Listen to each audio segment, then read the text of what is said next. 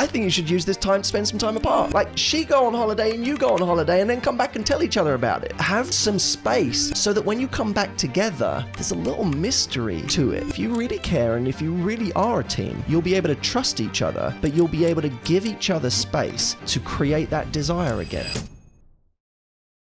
You know, I got a question on the Today Show recently. I mean, I was on the Today Show recently, and me and Kathy Lee, you know, got heated over this issue because, you know, there was a guy on there whose question was, my kids have just gone off to university. How do, you know, we're now, basically what he was saying is the kids have all left. So now it's just me and my wife. Now what? So how do me and my wife now keep it fresh? And there's a great quote by Proust, when he says, I think it's the journey of discovery lies not in seeking new landscapes, but in seeing with new eyes. Mm-hmm. It's very interesting when applied to a relationship. Because you're not seeing a new landscape. You're seeing the same landscape over and over every moment. So you better get good at seeing with new eyes, right? Now, the landscape, of course, can change, because that person, their job is to be, to make themselves less predictable. And you don't do that by like playing hard to get with your partner necessarily. No. But what you do is you grow, you develop new skills, you learn new things, and you develop yourself in ways that keep your partner guessing about you, because they're like, oh my God, I have to keep up. Yes. I have to keep up with this because they keep evolving. Yes. And that in itself, you can start to desire your partner more because you feel like you know them a little less. Not because they're now hiding things from you, but because they're developing. And when someone develops and grows, you're like, oh my, I don't know this side of you. I need to learn it. And it sparks attraction again. So there's that whole thing. But I said to this guy, I said, I know everyone's going to tell you, now your kids have gone off to university. Now you have all this time to spend together. I said, but the problem is you're going to have nothing to talk about. Because you've said it all. You've said it all, and you've been together this whole time. So there's nothing new to talk about. I said, I'm going to give you a kind of strange piece of advice. I think you should use this time to spend some time apart. Wow.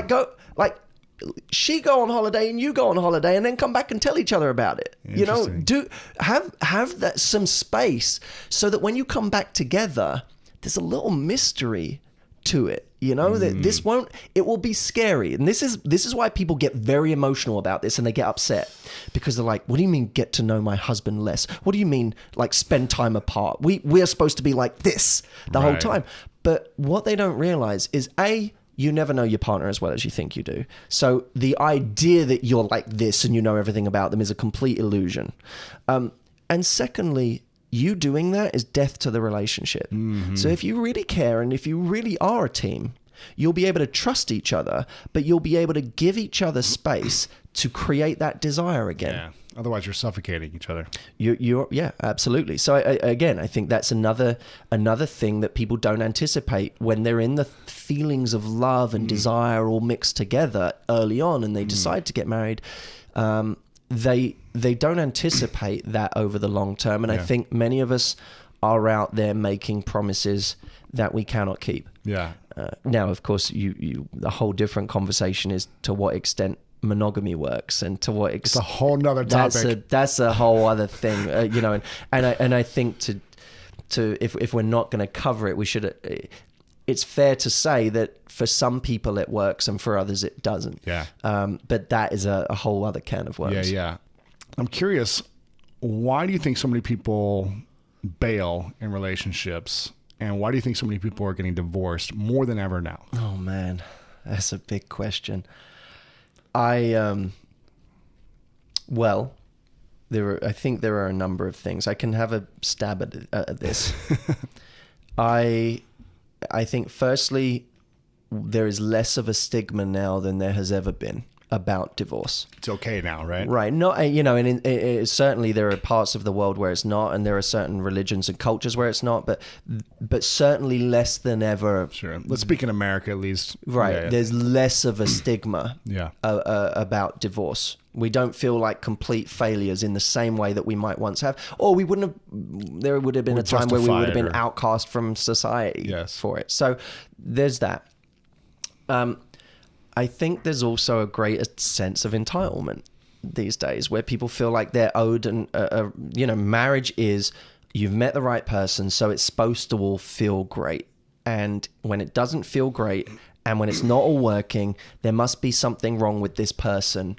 Not with me, not with the amount of effort I'm investing into this relationship. There must be something wrong with this person. It turns out they're not the one after all. I thought they were, but they're not. The search continues. So, the entitlement has people believing that it shouldn't be effort. And that's a very dangerous way to think of relationships. Yeah. If you really want to see who someone is in their relationship, talk to them about sex and passion and desire in their long-term relationship, and you'll get some very heated answers, because some people will say it's absolutely paramount. You have to maintain that passion. You have to find new ways to excite each other. Me and my partner, we're always searching. We're always exploring each other. We're always trying to figure out, like, what's going to turn you on tomorrow? How do I do something that you didn't predict, or how do I get you to know me a little less so that you get desire again? Whatever it is. Other people, and I've had hosts on TV get very, very uptight and upset over this issue, and it's usually they're overplaying their hand when they do. They'll say, well, Matt, it's different. When you're in a marriage, when you have kids, when you're in those situations, it's different, right? You can't just think of it like that. You don't, Matt, think other things become more important. And I always know who they are in their relationship when those things happen, because people, I think, don't go into relationships with a healthy view of what is required over the long term. And what is required? Well, there's a woman who is a great authority on this called Esther Perel, and she talks about the difference between love and desire. And I'm a big fan of her work, and I think she articulates it very, very well. That in relationships, you have to have both love and desire. Love isn't enough. Love is the thing that makes me want to get close to you. When I feel things for you, I want to know your mind. I want to know everything there is to know about you. I want to know what you're thinking. I want to know what you're doing tonight. I want to know who your friends are. I want to become friends with them. I want to get close to your mom. It's all these things. That's love. The desire to almost become merged. But desire exists in the space between two people. So you feel desire when there's a void, and when there's some mystery, and when you're still getting to know someone. So desire, ironically, is the thing that ends up creating love, because desire is like, I want to get close to you because I don't have you. And then when I get close, we feel feelings of love, but not desire now. Right. So how do you keep that after years and years? And that's a great question. And it's a big one.